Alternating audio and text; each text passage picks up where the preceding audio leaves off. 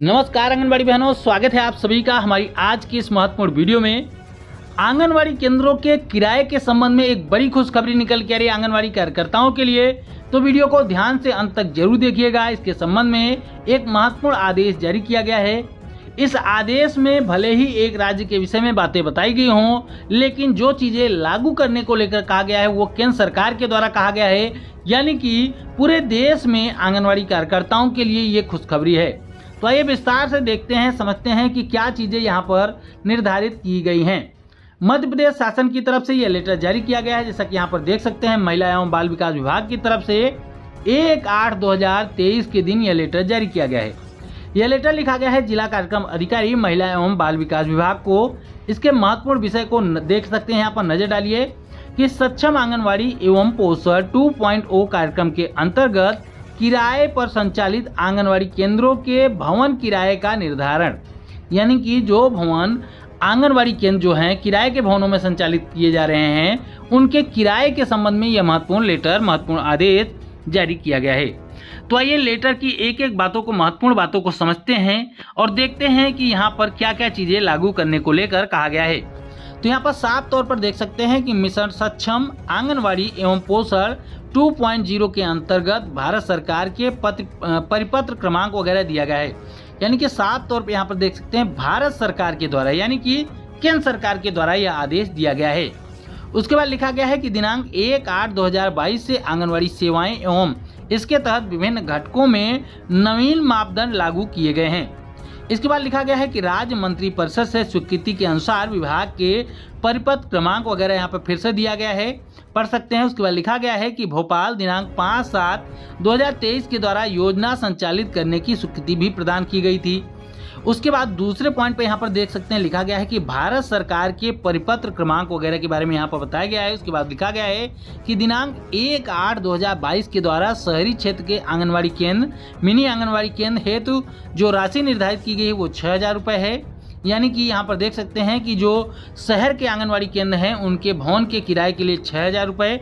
वहीं पे यहाँ पर देख सकते हैं कि जो आदिवासी क्षेत्र में है या फिर ग्रामीण क्षेत्रों में है उसके लिए भी भवन का किराया निर्धारित किया गया है। यहाँ पर देख सकते हैं मिनी आंगनबाड़ी केंद्र के लिए या फिर केंद्र के लिए 2,000 रुपये प्रति माह का किराया जो है वो निर्धारित किया गया है।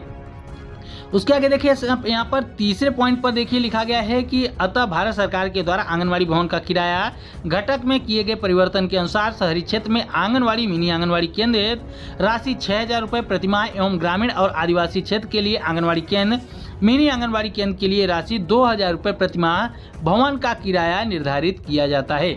यानी कि आपको बता दें कि केंद्र सरकार ने 2022 में ही यह किराया निर्धारित कर दिया था और कई राज्य सरकारों ने इसको लागू भी कर दिया है, लेकिन मध्य प्रदेश में अभी तक इसको लागू नहीं किया गया था। तो 1/8/2023 से यह लागू कर दिया गया है और कहा गया है कि जो शहर में आंगनबाड़ी केंद्र संचालित किए जा रहे हैं उनके लिए 6,000 का किराया, और जो गांव में या फिर आदिवासी क्षेत्रों में आंगनबाड़ी या फिर मिनी आंगनबाड़ी केंद्र चलाए जा रहे हैं किराए के भवनों में, उनके लिए 2,000 रुपये प्रति माह का किराया किया जाता है।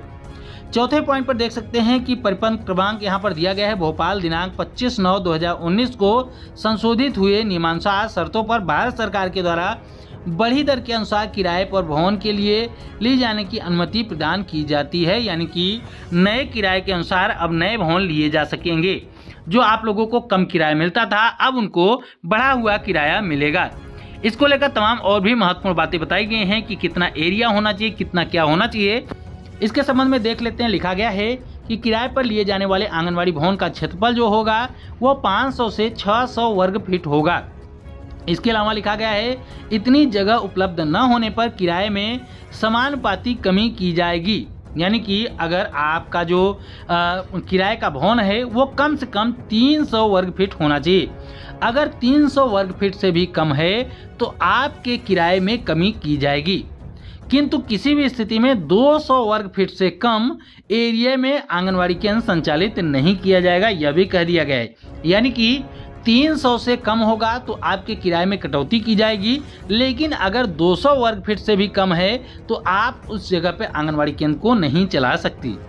उसके बाद दूसरे पॉइंट पर लिखा गया है कि किराए पर लिए जाने वाले आंगनबाड़ी भवन में बच्चों के बैठने एवं अन्य गतिविधियों के लिए पर्याप्त स्थान वाले कक्ष के साथ ही पोषण आहार भंडारण, शौचालय, पानी, बिजली आदि चीजों की भी पर्याप्त व्यवस्था होनी चाहिए। तीसरे पॉइंट पर लिखा गया है कि किराए पर संचालित होने वाले ऐसे आंगनबाड़ी केंद्र जिनमें उपरोक्तानुसार स्थान और व्यवस्थाएं उपलब्ध नहीं है, उन्हें तत्काल उक्त सुविधा युक्त भवनों में स्थानांतरित किया जाए अथवा भवन मालिक को 3 माह का समय दिया जाए, जिसमें भवन मालिक किराए पर दिए जाने वाले जो भी भवन हैं उनमें उन तमाम प्रकार की सुविधाओं को कर सकें, ताकि आने वाले समय में इस अवधि में बढ़ी हुई दर से किराए का भुगतान किया जा सके उनको, अन्यथा उसमें बढ़े हुए किराए का भुगतान भी नहीं किया जाएगा और आंगनबाड़ी केंद्र को वहां से हटा भी लिया जाएगा।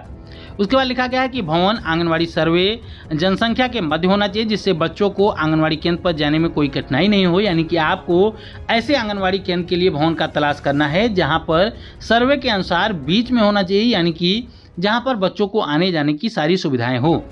इसके अलावा तमाम और भी चीज़ें यहाँ पर दी गई हैं, उसके संबंध में यहाँ पर पूरी जानकारी दी गई है। साफ तौर पर लिखा गया है कि आंगनबाड़ी भवन के रख रखाव एवं आसपास की साफ सफाई के लिए आंगनबाड़ी कार्यकर्ताएं भी जिम्मेदार होंगी। तो इस प्रकार से देख सकते हैं साफ तौर पर लिख दिया गया है कि जो आंगनबाड़ी केंद्र की सुविधाएं होंगी, उनके रख रखाव होंगे, उनकी साफ सफाई होगी, उसकी जिम्मेदारी आंगनबाड़ी कार्यकर्ताओं की होगी।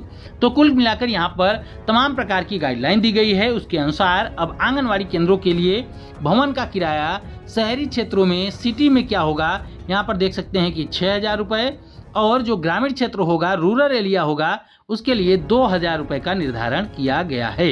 आंगनबाड़ी कार्यकर्ताओं को एक छोटी सी खुशखबरी देने के लिए एक महत्वपूर्ण लेटर जारी किया गया है, जो आप इस वक्त अपने मोबाइल फोन की स्क्रीन पर देख पा रहे होंगे।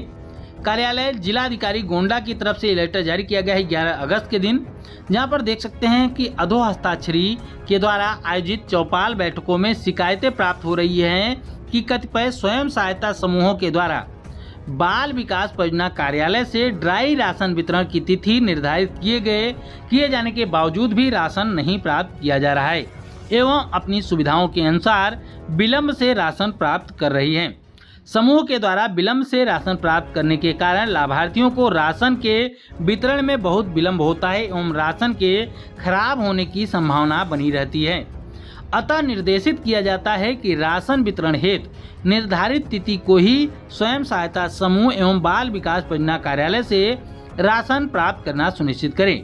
यदि निर्धारित तिथि के 1 सप्ताह के अंदर स्वयं सहायता समूह के द्वारा बाल विकास परियोजना कार्यालय से राशन प्राप्त नहीं किया जाता है, तो ऐसी स्थिति में आंगनबाड़ी कार्यकर्ती को ही राशन प्राप्त करा दिया जाएगा, जिसके बाद पात्र लाभार्थियों को समयांतर्गत लाभ मिल सकेगा, यानी कि राशन मिल सकेगा। यानी कि यहाँ पर बड़ी जानकारी निकल के आ रही कि जो समूह की महिलाएं राशन का उठान करने में देरी करती हैं, जो डेट दी जाती है उस डेट पर आंगनबाड़ी कार्यकर्ताओं को राशन नहीं मिल पाता, क्योंकि समूह की महिलाएं देर से राशन का उठान करती हैं। तो उसको लेकर गोंडा के जिलाधिकारी ने कड़ा निर्देश दिया है कि अगर दिए गए तारीख पर, जैसे कि कोई भी तारीख दी जाती है, अगर उस तारीख के 1 सप्ताह के अंदर समूह के द्वारा राशन का उठान नहीं किया जाता है, तो राशन आंगनबाड़ी कार्यकर्ताओं को सौंप दिया जाएगा। एक तरफ देखा जाए तो आंगनबाड़ी कार्यकर्ताओं के लिए यह खुशखबरी है, क्योंकि आंगनबाड़ी कार्यकर्ताएं अब स्वयं भी राशन का उठान कर सकती हैं ऐसी स्थिति में। लेकिन समस्या की बात यहाँ पर यह है कि जो समूह की महिलाएं होती हैं उनको किराए के लिए पैसे वगैरह भी दिए जाते हैं, यानी कि जो कार्यालय होता है वहाँ से राशन उठाकर आंगनबाड़ी केंद्रों तक पहुँचाने के लिए उनको किराए के पैसे भी मिलते हैं। लेकिन आंगनबाड़ी कार्यकर्ताओं को ऐसे कोई भी पैसे नहीं मिलते हैं। तो निश्चित रूप से अगर आंगनबाड़ी कार्यकर्ताएं राशन का उठान करने के लिए जाएंगी, तो जो गाड़ी का किराया होगा, ट्रैवलिंग किराया होगा, वो आंगनबाड़ी कार्यकर्ताओं को अपने जेब से ही देना होगा। तो इस आदेश को लेकर आपकी क्या राय है, कमेंट करके जरूर बताइएगा। हम उम्मीद करते हैं कि हमारे द्वारा दी गई जानकारी आपको समझ में आई होगी, पसंद आई होगी।